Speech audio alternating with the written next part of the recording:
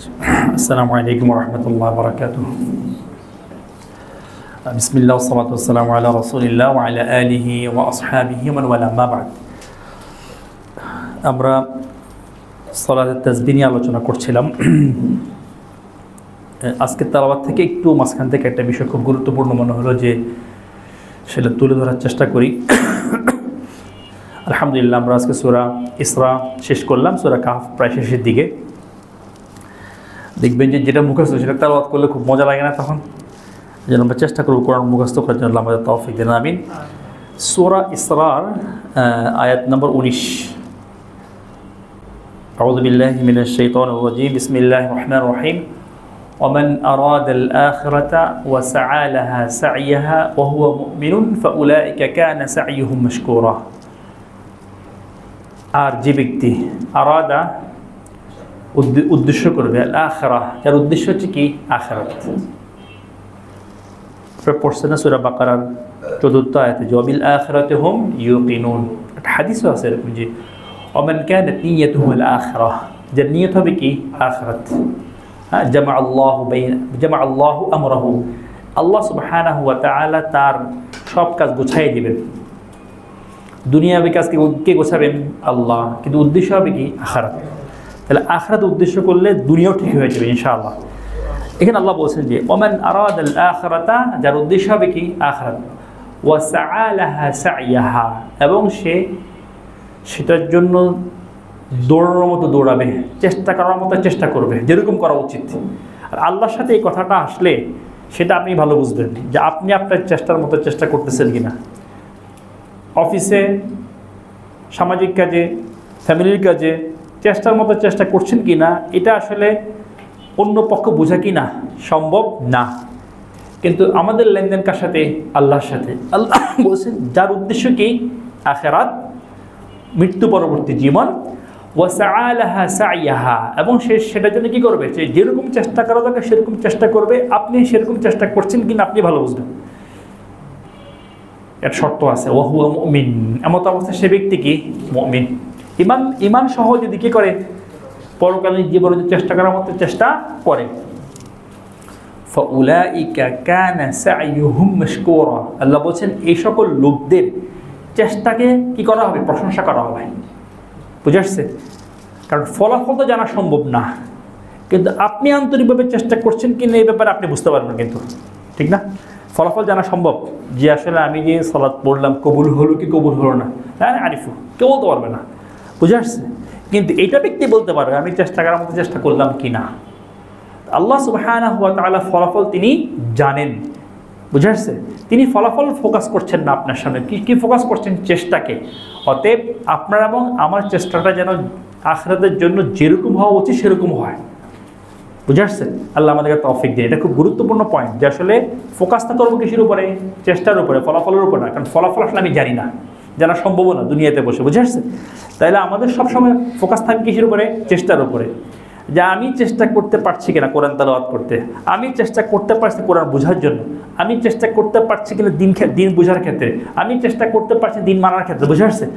আমাদের চেষ্টার প্রতি ফোকাস হবে। ফলাফলের প্রতি ফোকাস হলে আসলে এটা জানা সম্ভব না, অতএব তখন ফোকাস নষ্ট হয়ে যাবে। বুঝে আসছে? আল্লাহ আমাদেরকে বোঝার তৌফিক দেন, আমিন।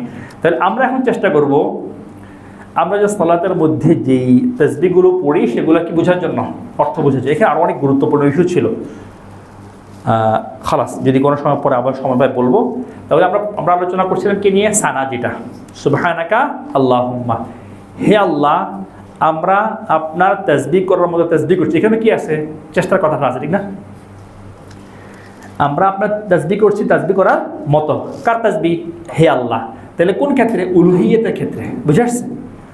হ্যাঁ, ইবাদত আপনি পাবেন, আর কেউ পাবে না। এই ক্ষেত্রে আমার যেরকম চেষ্টা হওয়া দরকার সামনে, সে ব্যাপারে আমি অঙ্গীকার করছি আপনার সাথে। সানা শুরুর দিকে পড়ি না আমরা, হ্যাঁ? তারপরে ওয়া বিহামদিকা, এবং কি সহ? এবং আপনার হামদ সহ।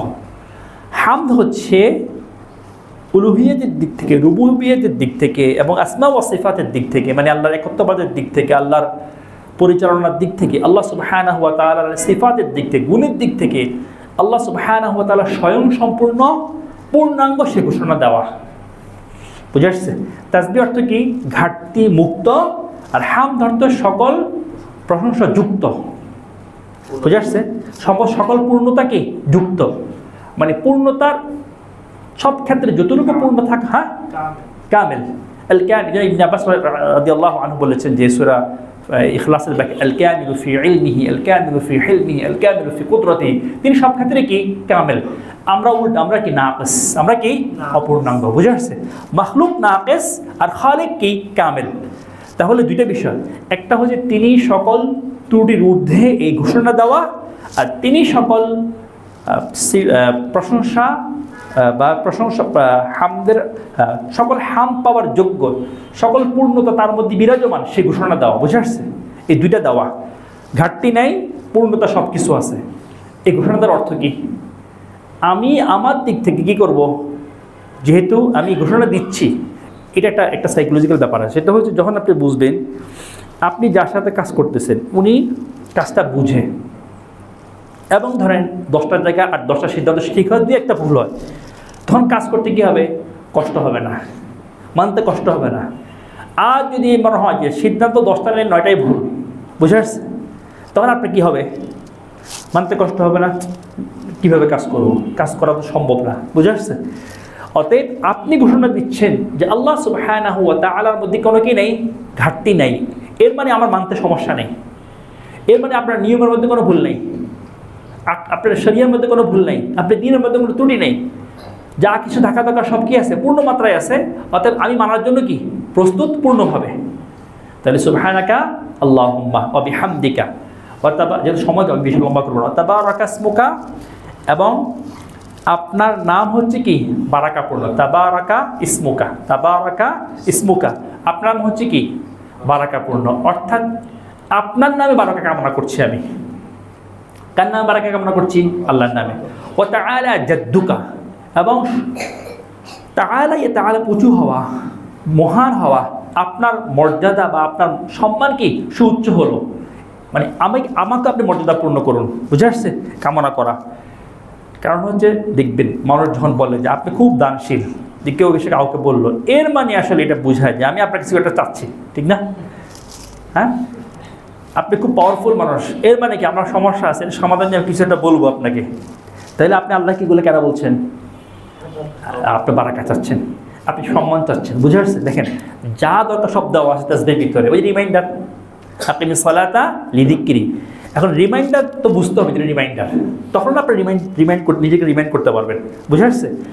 তাবারাকা ইসমুকা ওয়া তাআলা জাদ্দুকা ওয়া লা ইলাহা গায়রুক, ওয়া লা ইলাহা, কোনো ইলাহ নেই, আবারও কোনো উপাস্য নেই, কোনো আল্লাহ নেই, হাক্কুন সত্য, ইল্লা গায়রুকা, আপনি ছাড়া কোনো সত্যিকার ইবাদত করার আর কেউ নাই, কারণ আপনার মধ্যে ঘাটতি নাই, আপনার মধ্যে পূর্ণতা সব কিছু কি বিরাজমান। অতএব আমি আপনার ইবাদত করার জন্য কি প্রস্তুত, বুঝে আসছে? মানে সালাত পড়ার আগে যে মানসিক প্রস্তুতি, আত্মিক প্রস্তুতি, সার্বিক প্রস্তুতি, এটা হচ্ছে তার বহিঃপ্রকাশ। অর্থাৎ আমাদেরকে জিনিসগুলো রিয়েলাইজ করতে হবে। রিয়েলাইজ না করলে আপনি নামাজ পড়বেন, নামাজের জায়গায় আপনি আপনার জায়গায়, বুঝে আসছে? আকিমিস সালাতা লিযিকরি, তুমি সালাত আদায় করো আমার থেকে রিমাইন্ডার না হওয়া, আমাকে স্মরণ করার জন্য। তো আল্লাহকে স্মরণ করবেন কেন? তার থেকে উপদেশ গ্রহণ করার জন্য, নিষেধগুলোকে কি করার জন্য? বর্জন করার জন্য। আল্লাহ সুবহানাহু ওয়া তাআলা সত্যিকার অর্থে সাহাবায়ে কেরাম যেভাবে রাসূলুল্লাহ সাল্লাল্লাহু আলাইহি ওয়াসাল্লাম যেভাবে নামাজ আদায় সালাত আদায় করছেন, তারা যেভাবে প্রচেষ্টা করছেন, আল্লাহ সেভাবে আমাদেরকেও সালাত আদায় করার তৌফিক দেন, আমিন। জি, সালাতের ভিতর, হ্যাঁ, বারাকাল্লাহু ফিকুম।